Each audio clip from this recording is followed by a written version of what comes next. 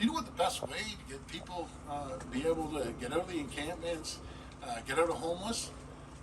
Get an application and drop it off one of these companies and start working. You need to start working if you're healthy.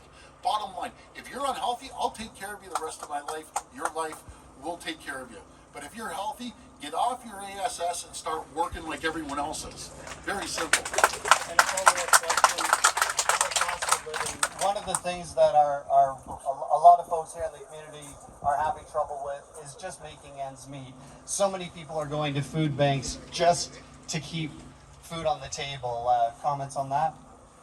Thanks, Joseph, and thanks for the question. I mean, as you heard from the Premier, we've made record investments into our community, the Northumberland County, the social service provider.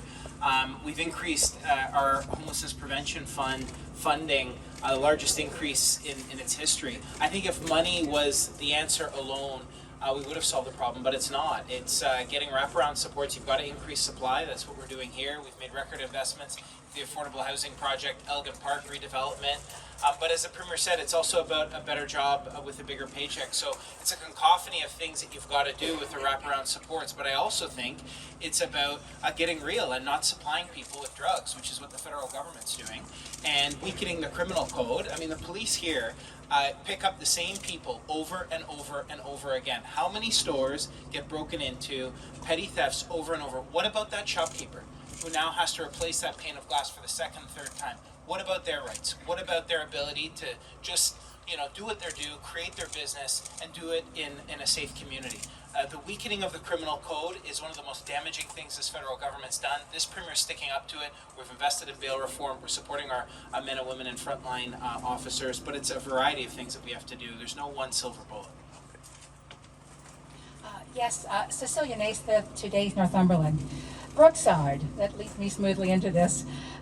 It's tearing the community apart. I've got a couple of questions, if I may. One, when it began last fall, Infrastructure Ontario or the province or the appropriate body did not authorize the encampment to be cleaned out. Why would that be?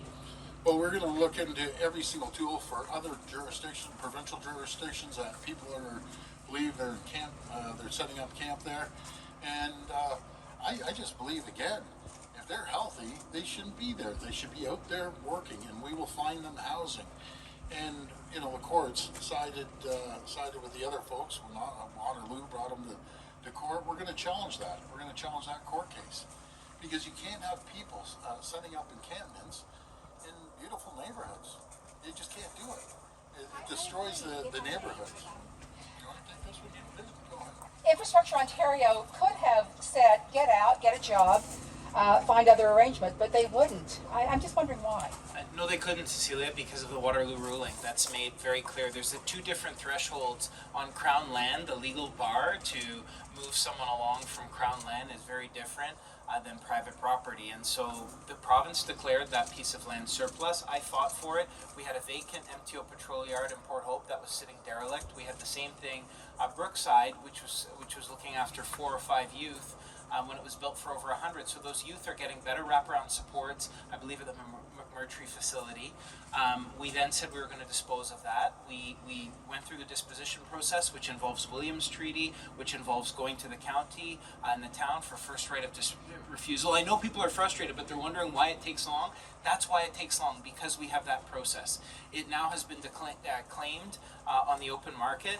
And that's a different threshold and bar. So we've worked with our frontline officers, we've worked with the county, we've worked with the mayor and town, and the best thing I could do as local provincial member is continue with this Premier's plan to dispose of surplus realty that is now getting returned for the taxpayer, and realizing the opportunity to do so many more things. And I think the mayor can elaborate on the vision we have for this particular property. The Port Hope mayor is here on their piece of property.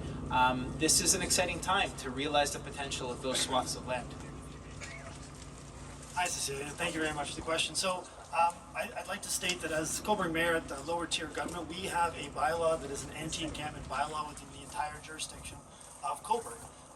I'd like to say thank you, because it's through IO, it's through the Premier, and it's through the province that we've seen those lands got sold. And the reality is we've heard today that they're planning on fighting the Waterloo ruling. That's their choice. But I think for a local solution this government did what needed to get done, which is to get that land sold into private hands so that that land can be fall under Cobourg bylaws, and we can do what we need to do to make sure our citizens in this community are protected. And when might that be, just the sale complete? We are in final negotiations, and that's as much as I'm going to say today. Thank you so much.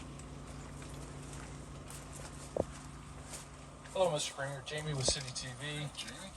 I really want to ask you how much coffee you've had today, but I'm going to regress to just the questions I have. Got a couple green teas. I'll tell you, you know what I did, Jamie? I got my hair cut at the Kingsman, right here on King Street in Cobourg. So, me and Ed Cobourg, a guy named Steve over there, we're champion.